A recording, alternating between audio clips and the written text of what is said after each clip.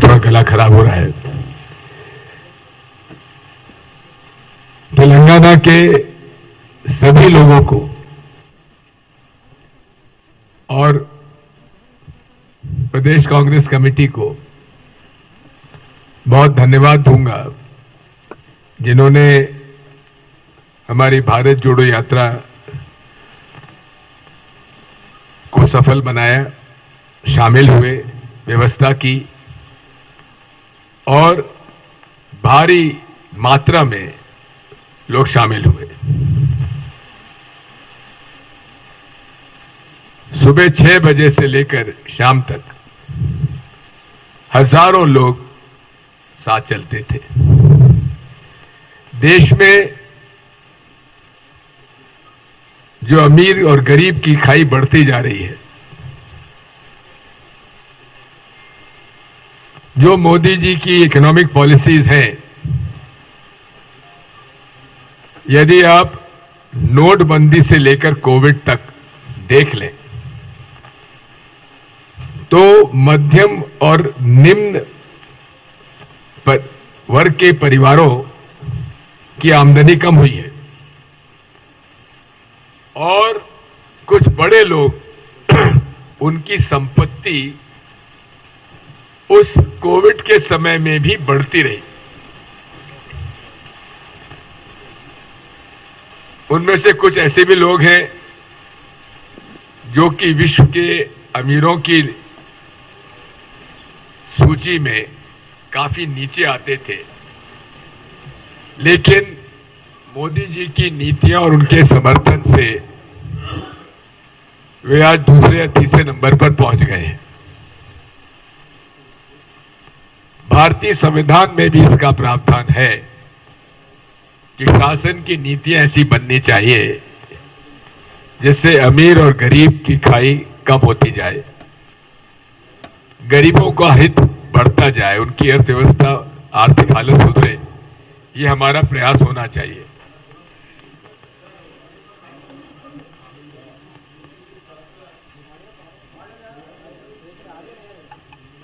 इसी के साथ साथ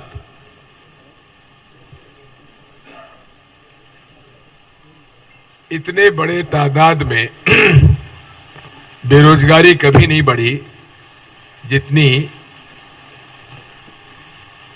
भाजपा की सरकार में बढ़ी है। इतनी महंगाई कभी नहीं बढ़ी जो भाजपा के राज में बढ़ी है।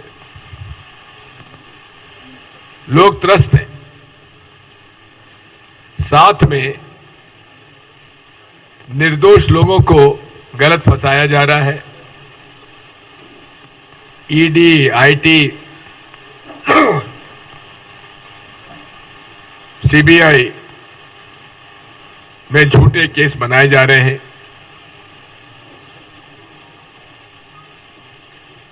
निर्दोष लोगों को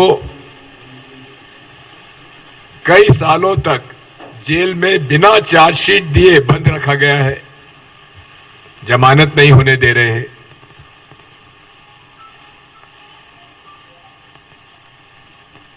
जुडिशरी को, न्यायालय व्यवस्था को प्रभावित करने का पूरा कुटिल षड्यंत्र चला हुआ है।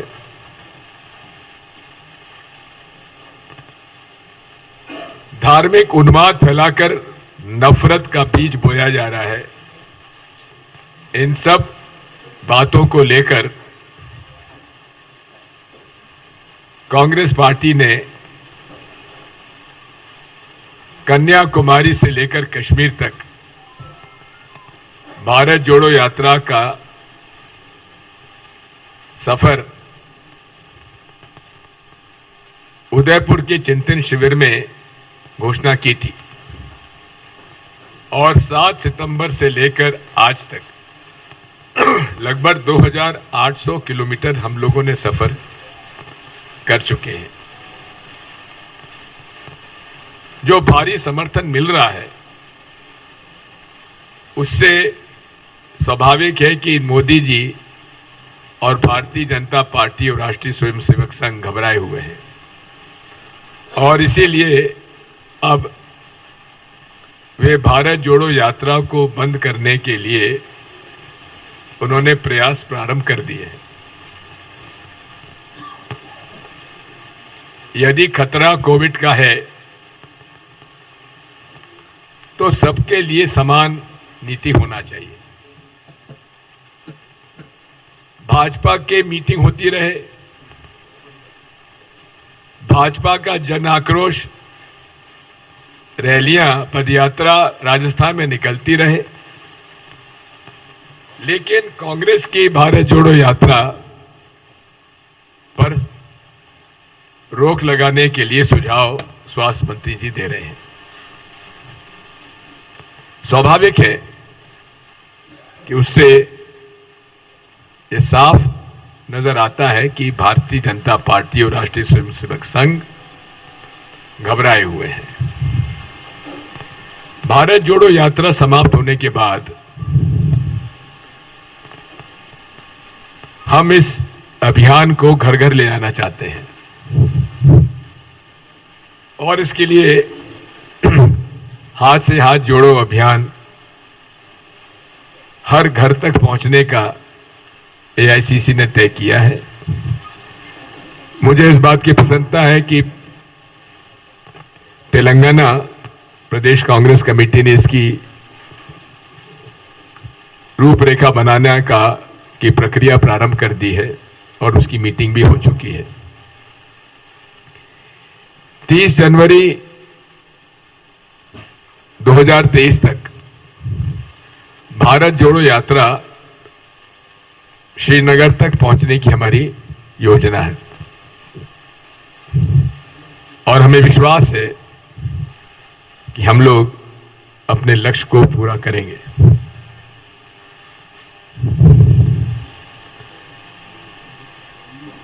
तेलंगाना राज्य बिना कांग्रेस के समर्थन के बन नहीं सकता था। तेलंगाना राज्य को बनाने का यदि श्रेय किसी को जाता है तो कांग्रेस पार्टी को जाता है कि जिन्होंने कि 2004 के चुनाव में वादा किया था और वो 2013-14 में पूरा किया। केसीआर साहब कितना ही कहें, लेकिन टीआरएस के उस समय कितने, 2 लोकसभा में कितने, 2 संसद सदस्य थे। क्या 2 लोगों से तेलंगाना का राज्य का गठन हो सकता था? नहीं हो सकता था। केसीआर साहब ने बहुत वादे किए थे। क्या क्या वादे किए थे उसका एक अपना इतिहास है। लेकिन तेलंगाना राज्य गठन के बाद उन्होंने कांग्रेस के खिलाफ अपना अभियान चलाया।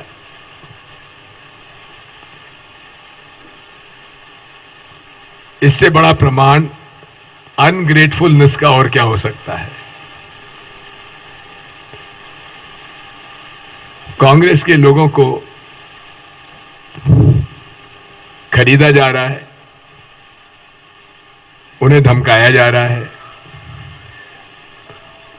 और भारतीय जनता पार्टी जिस प्रकार से लोगों को खरीद फरोख्त करके धमकाकर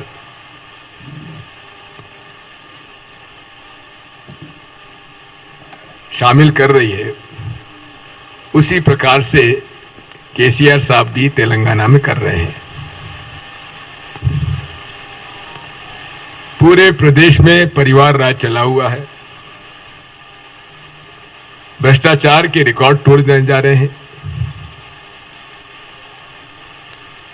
यह भी एक बात समझ में नहीं आती कि केसीआर साहब के टीआरएस अब वो बीआरएस हो गया है। बीआरएस और बीजेपी के क्या संबंध है? जितने भी कानून आते हैं, पूर्व टीआरएस और अब की बीआरएस उनका समर्थन क्यों करती है? भाजपा का फ्लोर पे उनका समर्थन और बाहर नूरा कुश्ती।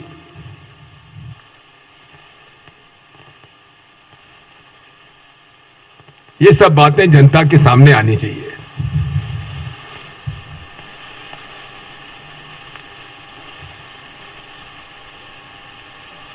मुझे जानकारी मिली है कि ओवैसी साहब की बिटिया की कल शादी थी, निकाह था, उनको मैं मुबारकबाद देता हूं। लेकिन उनसे ये भी गुजारिश करता हूं कि आप देश में जिस तरह से भारतीय जनता पार्टी अल्पसंख्यक समुदाय को परेशान कर रही है, झूठे आरोप में बंद किए जा रहे हैं, मकान तोड़े जा रहे हैं, बुलडोजर चलाए जा रहे हैं, उनके मकानों पर लिंचिंग की जा रही है, उन पर आप चुप रहते हैं और भाजपा को जिताने के लिए आप उन सीटों पर चुनाव लड़वाते हैं जहां की आपका कोई अस्तित्व नहीं है, केवल भारतीय जनता पार्टी को जिताने के लिए। ये मत करिए। तेलंगाना में राजशेखर रेड्डी जी ने अल्पसंख्यक समुदाय को 4% आरक्षण दिया था, जिससे भारी लाभ हुआ था। युवकों को नौकरी मिली, प्रोफेशनल कॉलेजेस में प्रवेश मिले। उसको 4% से घटाकर 3% कर दिया गया, जबकि 2014 में इन्होंने वादा किया था इलेक्शन मैनिफेस्टो में कि हम 12% करेंगे। आज तक ओवैसी साहब इस पर मौन क्यों हैं? क्यों नहीं इस बारे में बात करते?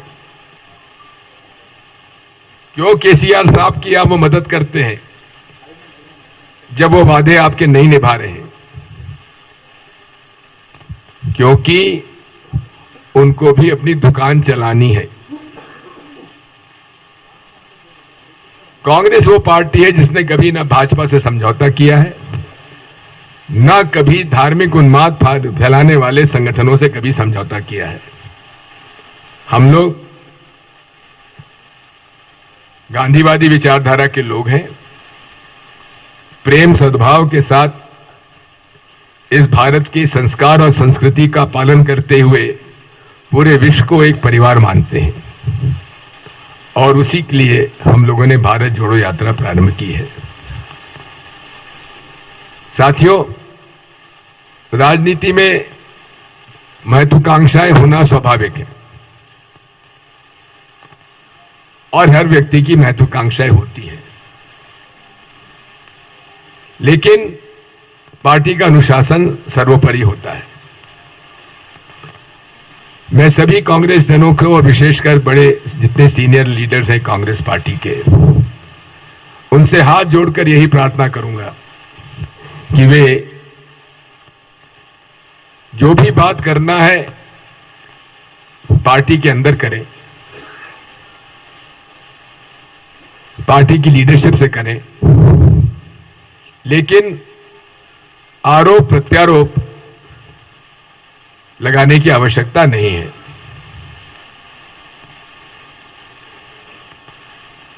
इस मामले में कांग्रेस की लीडरशिप ने साफ तय किया है कि इसकी पुनरावृत्ति नहीं होना चाहिए। अगर हुआ तो चाहे कितना ही बड़ा कोई नेता क्यों ना हो, उन पर कार्रवाई की जाएगी।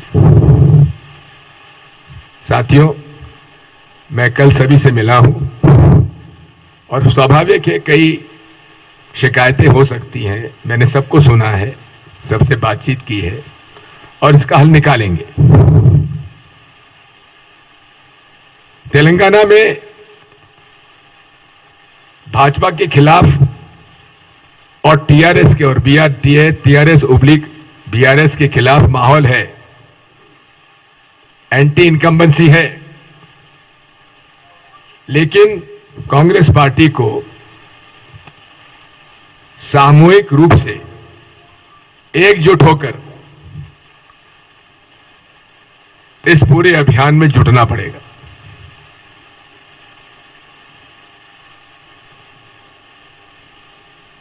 एकता आवश्यक है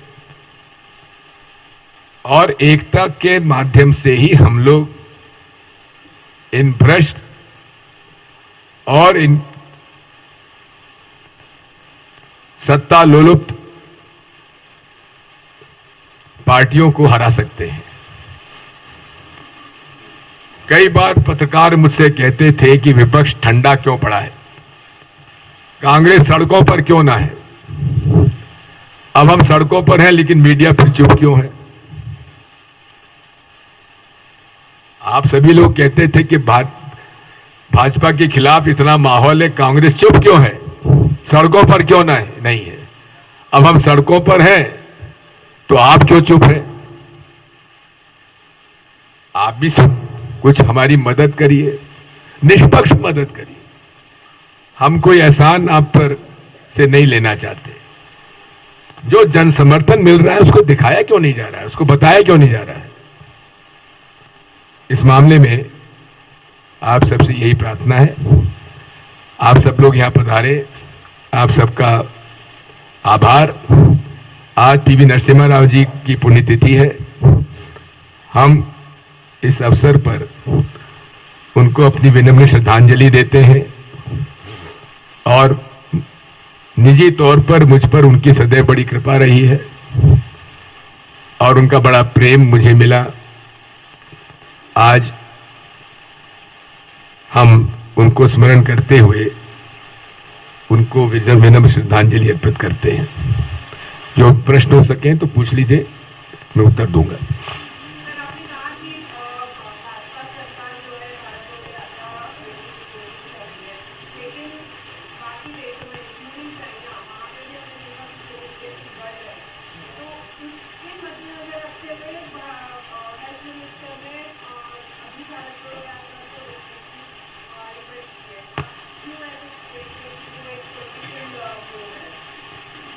यदि ऐसा है तो उन्हें मैंने 3 प्रश्न किए हैं उनसे। पहला एक है, क्या उन्होंने भारत सरकार ने मेडिकल इमरजेंसी डिक्लेयर की है, नंबर 1। नंबर 2, नेशनल लॉकडाउन करने की उनकी कोई योजना है। पहली बार कल प्रधानमंत्री जी ने कोविड के नए जो वेरिएंट आया है उस वेरिएंट के बारे में पहली बार चर्चा की है और उसके पहले ही स्वास्थ्य मंत्री जी ने पत्र हमको लिख दिया, राहुल जी को लिख दिया। और अभी भी अगर आप देखेंगे कि एम्स के भूतपूर्व डायरेक्टर डॉक्टर गुलारिया ने कहा है कि अभी हमारे पास भारत में कोई अप्रत्याशित रूप से कोविड केसेस की बढ़ोतरी नहीं हुई है। फिर भी हमें सचेत रहने की आवश्यकता है। जो इंटरनेशनल फ्लाइट्स आ रही हैं, विशेषकर उन राज्यों देशों से जहां इंसिडेंस बढ़ा है, जिसमें चीन भी शामिल है, वहां की इंटरनेशनल फ्लाइट्स पर रोक लगाना चाहिए। इंटरनेशनल फ्लाइट्स का पूरा स्क्रूटिनी होना चाहिए। अभी उन्होंने केवल 2% थर्मल स्क्रीनिंग का निर्णय लिया है, जो कि बहुत कम है। 100% स्क्रीनिंग होने की आवश्यकता है, विशेषकर उन देशों से जो लोग आ रहे हैं जहां इंसिडेंस ऑफ कोविड बढ़ा है। रेवंत रेड्डी लोकसभा के अंदर सत्र चला हुआ है, तो आप समझते हैं कि लोकसभा में 3 लाइन व्हिप लगा हुआ है। मेरी उनसे मुलाकात हुई है परसों और हम लोग सब मिलकर काम कर रहे हैं।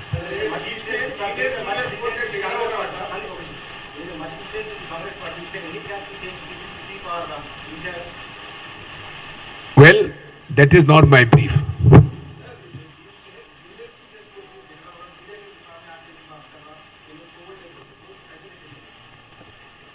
बात यह है कि जब मैं पीसीसी प्रेसिडेंट बना था मध्य प्रदेश में, तो मैं केवल 38 साल का था।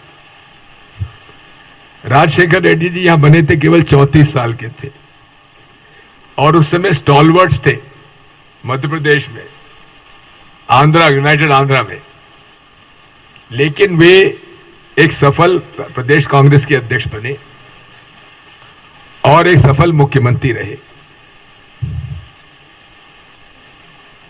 मध्य प्रदेश में भी उस समय प्रकाश चंद्र सेठी, श्यामाचरण शुक्ल, अर्जुन सिंह जी, विद्याचरण शुक्ल जी, डॉक्टर शंकर दयाल शर्मा, माधवराव सिंधिया, कमलनाथ जी, मोतीलाल वोरा जैसे सीनियर लोग थे। इसमें जूनियर सीनियर नहीं होता है, अवसर की बात होती है। Yes sir.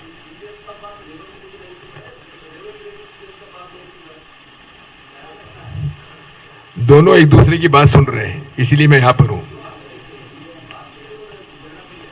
इसीलिए तो मैं आया हूं। Thank you. All settled, no problem, thank you.